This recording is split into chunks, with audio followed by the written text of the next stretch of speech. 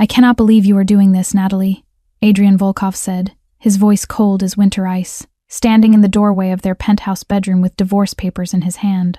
You think I am stupid?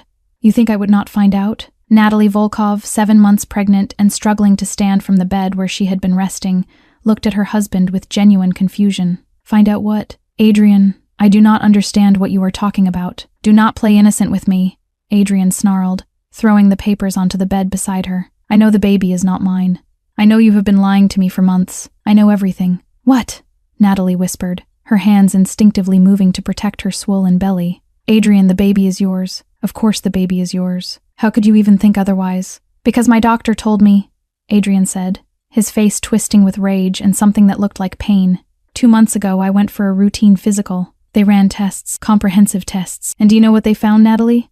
Yum sterile. I have been sterile my entire adult life. A childhood illness damaged everything. The doctor said there is 0 chance I could ever father a child. So whose baby are you carrying?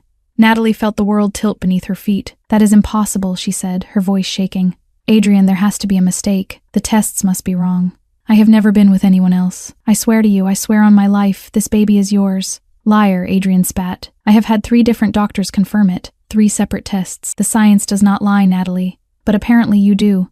So I am going to ask you one more time. Who is the father? There is no one else, Natalie said, tears streaming down her face now. Adrian, please. You have to believe me. I love you. I have only ever been with you. There has to be an explanation. The explanation, Adrian said, his voice dropping to a deadly whisper, is that you betrayed me. You made me look like a fool. You tried to pass off another man's child as mine. And in my world, Natalie, that kind of betrayal has consequences. He pulled out his phone and made a call. Victor, he said, come up. Bring the documents. Adrian, what are you doing? Natalie asked, panic rising in her chest. What I should have done the moment I found out, Adrian said. I am removing you from my life, from my home, from everything. The door opened and Victor Petrov, Adrian's head of security, walked in carrying a briefcase. He looked at Natalie with something that might have been pity but said nothing. He simply opened the briefcase and handed Adrian a stack of papers. These are divorce papers, Adrian said, showing them to Natalie. Already filed. Already approved by a judge who owes me favors. Our marriage is over effective immediately. You have 1 hour to pack whatever you can carry. Everything else stays here. The penthouse, the cars, the bank accounts, all of it. You came into this marriage with nothing and you are leaving with nothing.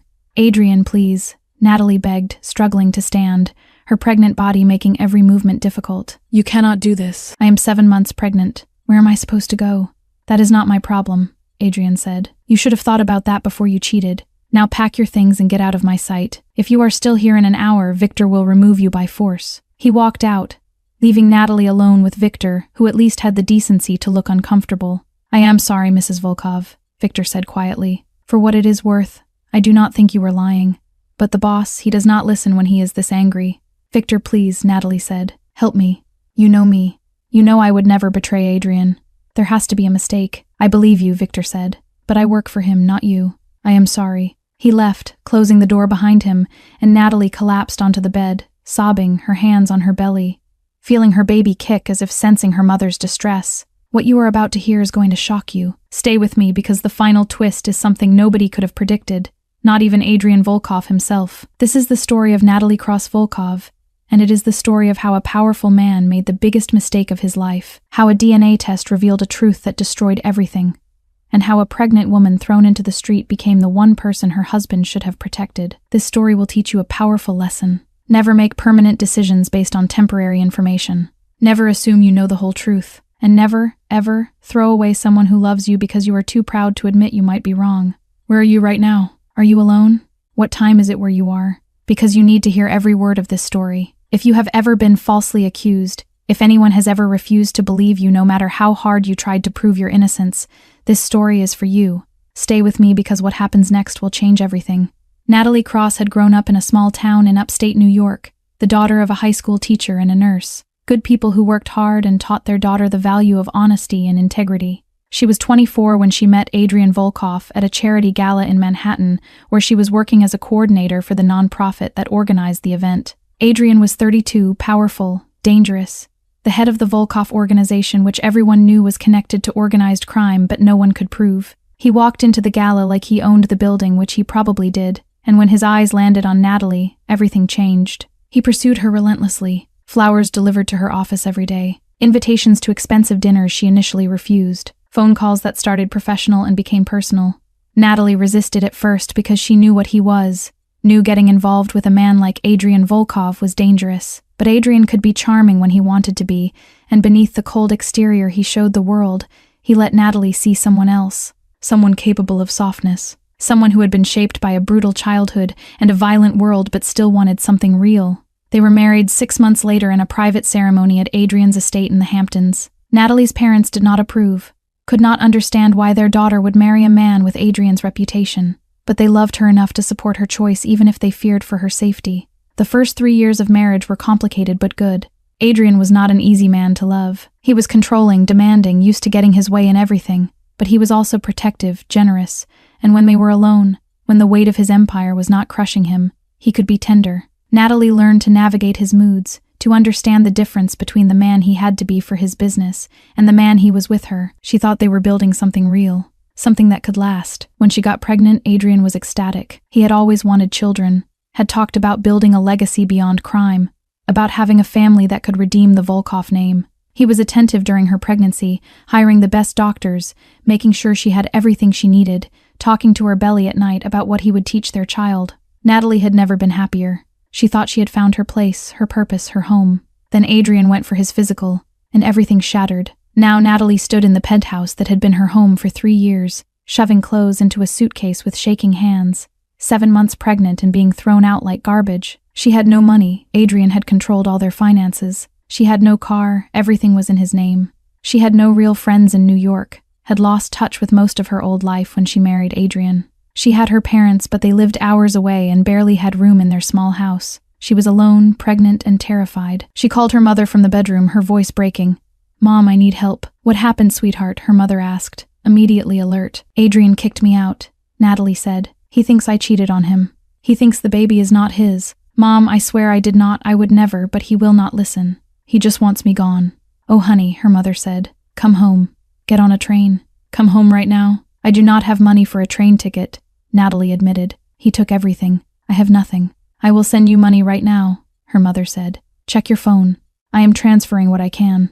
It is not much, but it will get you here. And Natalie, we will figure this out. You are not alone." 20 minutes later, Natalie walked out of the penthouse she had called home. A single suitcase in hand, 7 months pregnant, leaving behind everything she had built with Adrian. Victor was waiting by the elevator, his expression unreadable.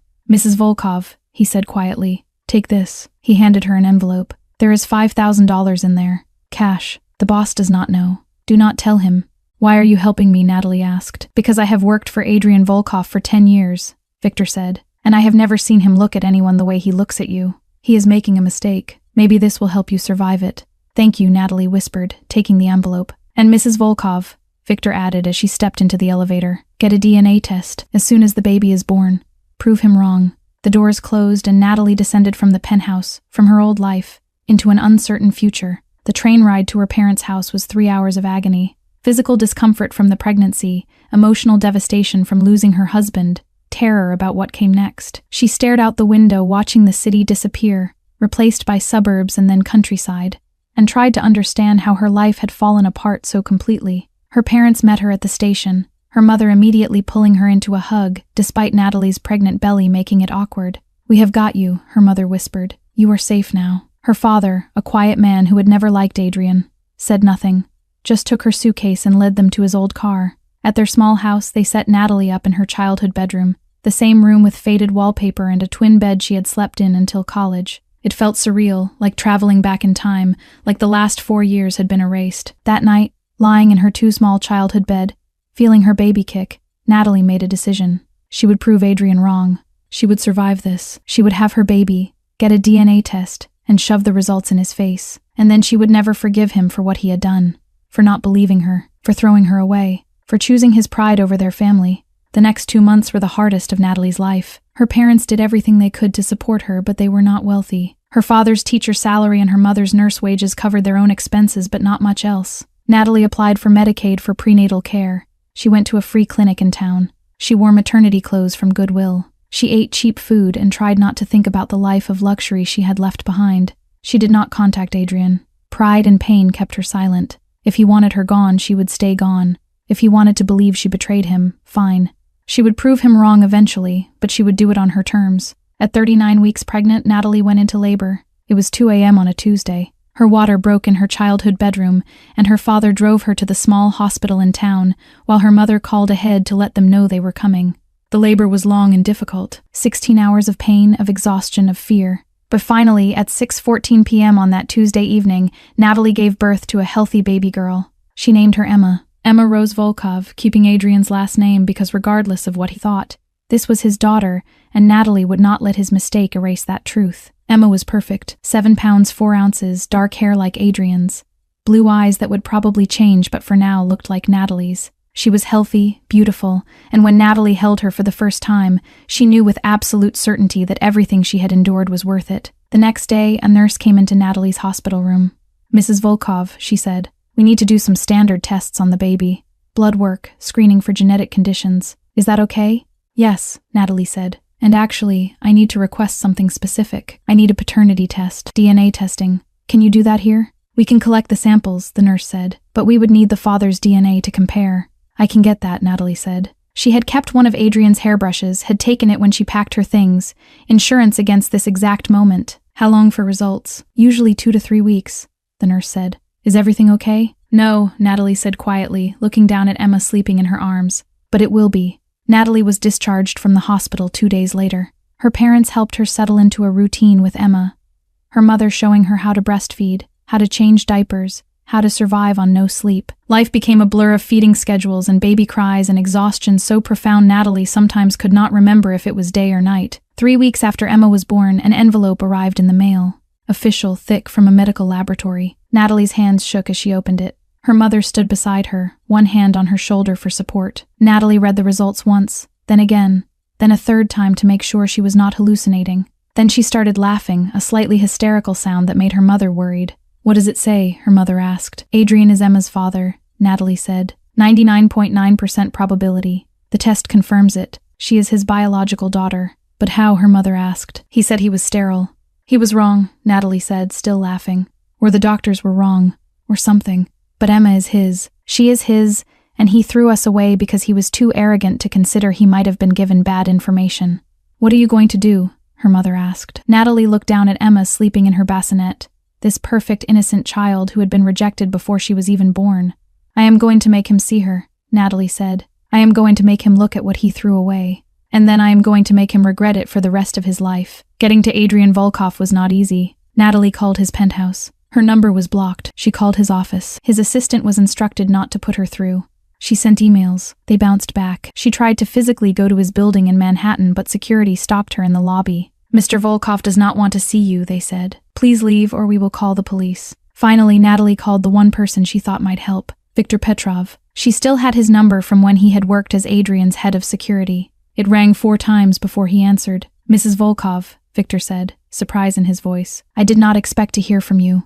"I need to see Adrian," Natalie said. "I have proof. DNA proof. Emma is his daughter." "Viktor, please. He needs to know." Viktor was quiet for a long moment. "He is not doing well," he finally said. "Since you left, he has been different, worse, more violent, less controlled. I think he regrets what he did, but he is too proud to admit it." "Then help me make him admit it," Natalie said. "Help me get in to see him.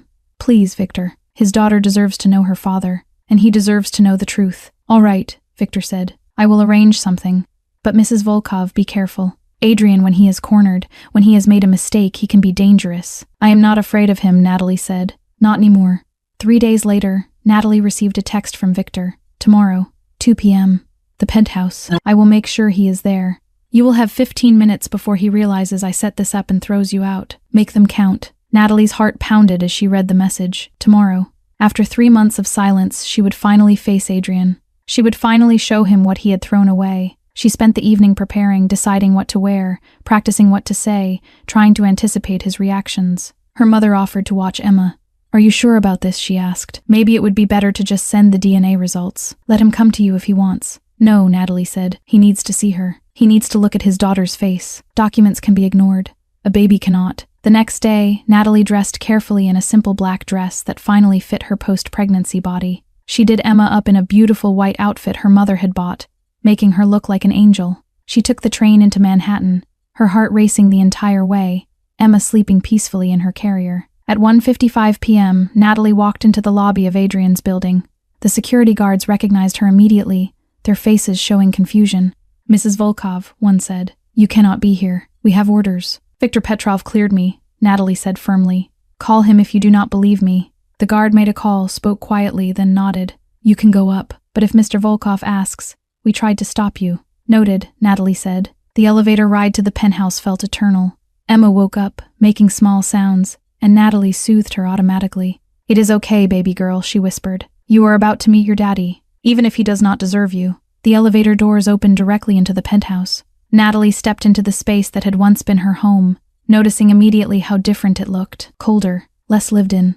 Like Adrian had stopped caring about maintaining appearances. She heard voices from the office, Adrian's and someone else's, probably Victor. She walked quietly down the hall, Emma's carrier in her hand, her heart pounding so hard she thought it might explode. She reached the office door and pushed it open without knocking.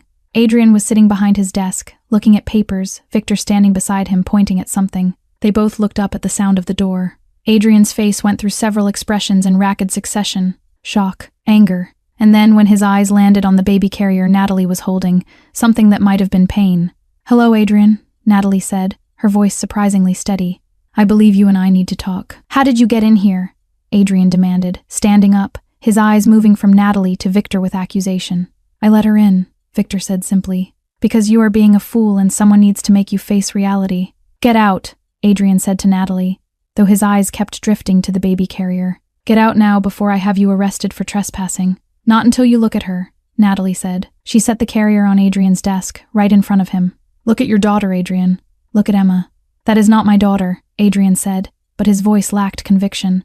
"Yes," Natalie said, "she is." She pulled the DNA test results from her purse and slapped them on the desk. "This is a paternity test, done by an accredited laboratory. It confirms with 99.9% certainty that you are Emma's biological father. You were wrong, Adrian. Your doctors were wrong. I do not know how or why, but they were wrong. Emma is yours. She has always been yours." Adrian picked up the DNA results with shaking hands. He read them, his face going pale. "This cannot be right," he whispered. "It is right," Natalie said. "I never betrayed you, Adrian. I never lied to you. You destroyed our marriage based on faulty information. You threw away your pregnant wife because you were too proud to consider you might have been mistaken. And now your daughter is 3 months old and you have missed everything. Her birth, her first smile, every moment, because you are a coward." "I am not a coward," Adrian said, his voice rising. "I was told by medical professionals that I could not have children. What was I supposed to think?" "You were supposed to trust me," Natalie said, her own voice breaking now. "You were supposed to believe me when I told you I never cheated. You were supposed to love me enough to get a second opinion before you destroyed everything. But you did not. You chose your pride over our family." Adrian stared at the DNA results, then at Emma sleeping in her carrier. He reached out slowly, his hand trembling, and touched her tiny hand. Emma's fingers reflexively closed around his, and Adrian made a sound like something inside him was breaking. "I was wrong," he whispered.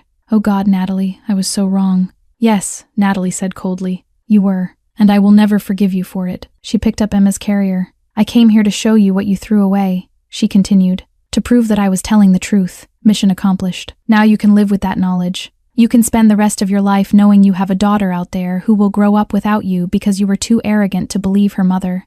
"Natalie, wait," Adrian said, coming around the desk. "Please. I know I do not deserve it, but please.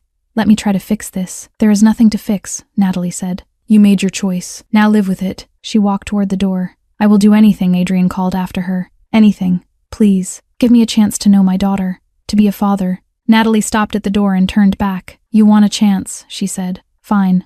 Here are my terms. You sign over half of everything you own to Emma in a trust fund that I control. You publicly acknowledge that you were wrong, that I never cheated, that you destroyed your own marriage. You apologize to my parents for what you put their daughter through, and you spend the next year proving to me that you have changed, that you are capable of being the father Emma deserves. If you can do all of that, maybe, I will let you be part of her life, but we will never be married again. That door is closed forever." Adrian looked at her. This woman he had thrown away, now standing in his office holding all the power.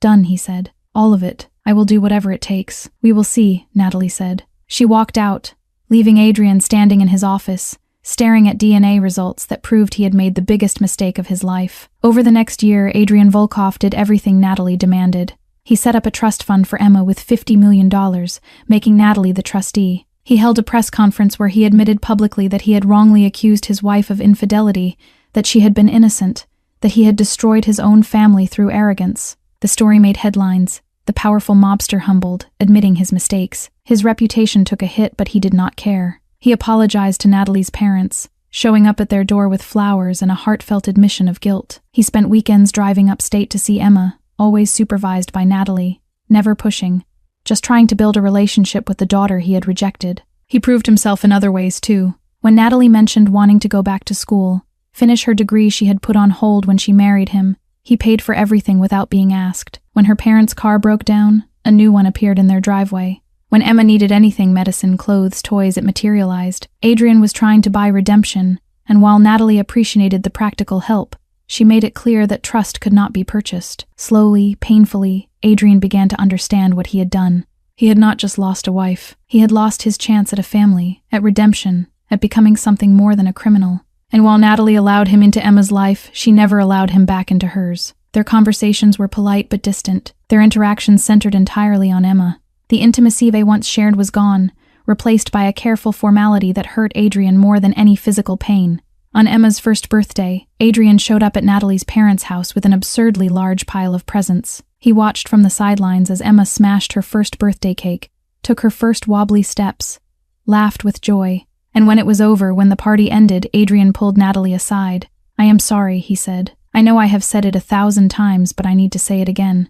I am sorry for what I did to you, for not believing you, for throwing you away when you needed me most. I was wrong, and I will spend the rest of my life trying to make it right." "I know you are sorry," Natalie said, "and I appreciate everything you have done this year. But Adrian, you need to understand something. What you did, it broke something in me. I loved you completely, trusted you with everything, and you destroyed that. I cannot get it back. I cannot go back to being the woman who believed you would always protect me, because now I know you will not. When things got hard, you threw me away. That is who you are." "I can change," Adrian said desperately. "I have changed." "Maybe," Natalie said, "but it does not matter. Because even if you have changed, even if you are a better man now, you are not my man. That part of my life is over. You are Emma's father, and I am grateful she has you in her life. But you and me, Adrian, we are finished. Forever." Adrian looked at her, at this strong woman who had survived his cruelty and come out stronger, and he finally understood. He had not just lost her. He had taught her that she did not need him, that she was better off alone. And that lesson could never be unlearned. Years passed. Emma grew up knowing both her parents but never seeing them together. Natalie eventually went back to school, got her degree, started a nonprofit helping women escape abusive situations. She never remarried, never dated seriously, focused entirely on her daughter and her work. She was happy, fulfilled, complete without a man to define her. Adrian remained alone too. He saw Emma regularly, was part of her life, taught her things, loved her fiercely, but he never got over Natalie. Every woman he met was compared to her and found lacking. He understood too late that he had been given something precious and had thrown it away because of pride and fear and stupidity. On Emma's 10th birthday, she asked a question that shattered what was left of Adrian's heart. "Daddy," she said, "why did you and Mommy never get married again? Do you not love each other anymore?" "I love your mother very much," Adrian said carefully. "I always have. I always will." "Then why?" Emma asked with the innocent confusion of a child who did not understand adult complications. "Because I hurt her," Adrian said. "A long time ago, I made a terrible mistake and I hurt your mother very badly. She forgave me enough to let me be your father, but she could not forgive me enough to be my wife again. And that is okay. That is what I deserve." "That is sad," Emma said. "Yes," Adrian agreed. "It is, but it is also a lesson. When you grow up, Emma, when you love someone, you have to trust them. You have to believe them even when things look impossible. I did not do that. I did not trust your mother when I should have, and I lost her. Do not make the same mistake I did." Emma hugged him. "You are a good daddy," she said, "even if you made a mistake." "Thank you, sweetheart," Adrian said, holding her close, knowing that being a good father would never make up for being a terrible husband. Natalie watched from across the yard, seeing Adrian with their daughter, and felt the complicated tangle of emotions she always felt. Gratitude that Emma had a father who loved her, sadness for what they had lost, and a complete absence of regret. She had made the right choice keeping Adrian at arm's length. She had protected herself and built a life on her own terms, and she was proud of that. This is the story of how a powerful man destroyed his own family because he would not believe his wife, how a DNA test revealed a truth that came too late, how a woman thrown away pregnant became stronger than the man who thought he was discarding trash. Adrian Volkov learned the hardest lesson a man can learn. That power means nothing if you use it to destroy the people who love you. That pride is worthless if it costs you everything that matters. That some mistakes cannot be undone no matter how hard you try. If this story reminded you that trust is the foundation of love, that accusations without proof destroy relationships, that people who survive being thrown away often come back stronger than those who threw them away, then you understand what Natalie's story means. Hit that like button if you believe in standing up for yourself even when the person who hurt you is powerful. Share this with someone who needs to hear it, someone who has been falsely accused, someone who stayed strong when the world tried to break them. And subscribe because we have more stories coming that prove the truth always wins eventually, that people who are wronged often get vindication, that throwing away someone who loves you is the biggest mistake you can make. This is Best Heart Stories, where every narrative reminds you that your worth is not determined by how others treat you, but by how you treat yourself. Natalie Volkov was thrown away pregnant. She survived. She thrived. She proved that she did not need the man who thought he was her whole world. That is power. Never let anyone make you feel worthless. Never accept blame for things you did not do. And never forget that the people who underestimate you are giving you the greatest gift of all, the chance to prove them spectacularly wrong. Thank you for staying until the end. You are stronger than anyone who ever doubted you. Remember that. I will see you in the next story.